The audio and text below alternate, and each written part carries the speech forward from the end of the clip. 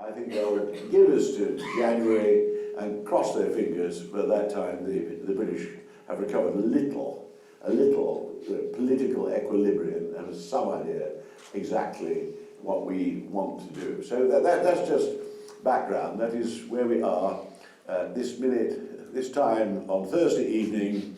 And that may be the position even through all tomorrow. But that is not, believe it or not, I'm trying to leave my well-known bias out of all this. Personally, I just stay in the EU. I think the whole thing's mad. I'm a lifelong supporter of the European project. We're minimising the damage, as far as I'm concerned. But I'm actually one of those. There's a pretty broad block across the House of Commons. I'm resigned to the fact we're leaving. You're not going to get this country to stay in the European Union in the near future.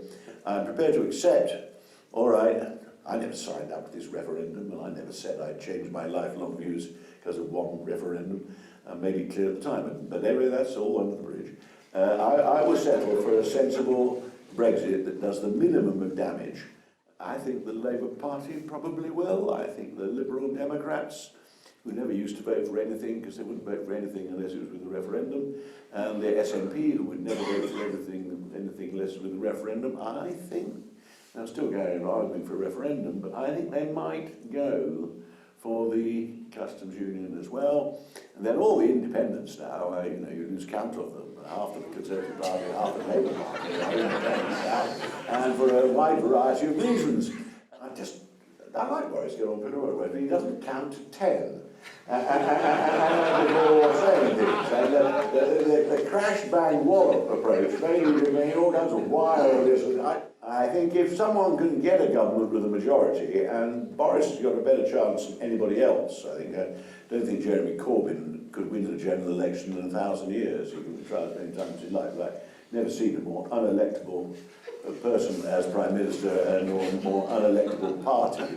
And the Labour Party, led by Jeremy Corbyn, if they could get rid of him and replace him with some Social Democrat, they'd be 20 heads ahead in the polls. But one of my colleagues, the man called Tristan Garrow-Jones in the major government particularly, we always have crises, and there's been plenty of those where people are running around in ever-diminishing circles, everybody's panicking, and the end is nigh, and all this kind of thing. And Tristan used to say, he would just sit down and say, well, thank God it's only a game.